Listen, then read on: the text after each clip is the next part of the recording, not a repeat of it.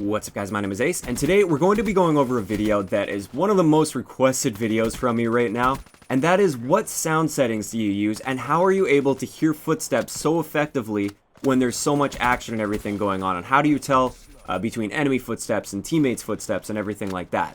So that's what we're going to be covering today. I'm going to go over first off my audio settings here, so we'll just go into my audio settings. They're very simple. We've got our master volume set to 10, which I think is default. We have our audio preset. I use Super Crunch. Now, I really like Super Crunch. Some people prefer high boost as far as hearing footsteps goes, but I tried it out and I just didn't like it quite as much as Super Crunch, so I stick with Super Crunch personally, and I definitely recommend one of these two settings over the default Treyarch mix if you're trying to hear footsteps a little bit more effectively. As for our advanced volume, what I have here is I have my voice volume set to 10, I turned my music volume down to 5, and then I did something else, which we'll talk about in a little bit. And then all of this stuff, we just kept at 10 as well. So I've dropped that down to 5, and then I realized I just didn't want the music at all. So I turned the music off completely. So every time I level up, I don't get that big guitar riff from Avenged Sevenfold that can be super loud if you don't adjust your settings, and it can definitely screw you up in a lot of situations. I just turned that off completely, so I don't have those extra distractions. And it's as simple as that. That's my audio settings. As far as my headset settings, like with a preamp and everything, I haven't even touched that. That's all just default settings. And just in case you guys are wondering, I do use Triton AX Pros. They're about 8 years old, the headset that I have. It's a very old headset. Well, in technology terms, 8 years old is pretty old. And it is surround sound. It's a 5.1 surround sound. And it is a great headset, but I wouldn't say that it's really the headset that is doing most of the work in this scenario. If I plug in earbuds when I'm watching a gameplay back, or even if I'm just listening on my cheap $30 like Logitech computer speakers, I can still pinpoint where enemies are when I'm hearing those footsteps. A lot more so when I'm using awareness as well, but still, there's a lot more that goes into sound whoring than just hearing the footsteps and then suddenly knowing exactly where your enemies are and being able to distinguish between teammates' footsteps and enemy footsteps and being able to hear those through all of the explosions and ambient noise and everything else that's going on the map. A lot of people seem to be under the impression when they watch my live commentaries and things, they can see that I am using sound very effectively and using it to my advantage to hear footsteps and find out where enemies are, and they seem to think that I have some super special sound settings that make it so that I can hear everything that goes on around me, and I'm only hearing enemy footsteps and nothing else ever comes through my headset except for enemy footsteps.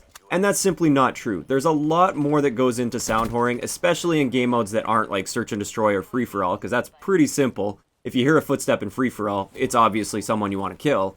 But in like the team-based game modes, that are respawn game modes, and there's lots of action and stuff going on around you, there's a lot more going on with sound whoring than just hearing footsteps and killing everything in sight. Map awareness and mini-map awareness play a huge role when it comes to sound whoring, and I don't think a lot of people realize that. You have to know where your teammates are to be able to distinguish between teammate and enemy footsteps a lot of the time. So how do I know that's an enemy footstep? Well, I know where all my teammates are because I'm watching my mini-map, or I hear a footstep, quickly glance up at my mini-map to see if there is in fact a teammate where I'm hearing that footstep. If there is a teammate there, then it's most likely just a teammate's footstep, although there could be an enemy standing next to him. Or if there isn't a teammate there, then obviously it's an enemy. As far as tuning out all of the other ambient noise, like sometimes there's a fire right next to you on the map, and that can be really loud and kind of distracting and annoying. Or there's explosions going off from grenades, or there's just lots of gunfire and lots of action and everything going on. How do you distinguish that? Well, that just comes down to a lot of experience and knowing what to listen for. That comes over time. Most of those sounds you can completely tune out, and they aren't really that relevant to what's going on around you. The footsteps, on the other hand, that is what's really relevant, and you have to really learn how to hone in on those particular footstep sounds. Now, using awareness definitely helps with this. If you are looking to get better at hearing people's footsteps and sound whoring more effectively, definitely awareness is going to help you a lot with that, especially if your enemies are using dead silence. Otherwise, you pretty much won't hear them at all. But awareness is not required to sound whore effectively, even in the really chaotic game modes.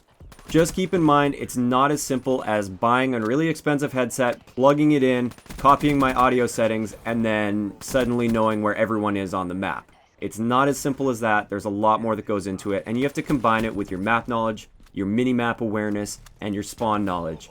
All of this comes together to make you much more effective at sound whoring in Black Ops 3.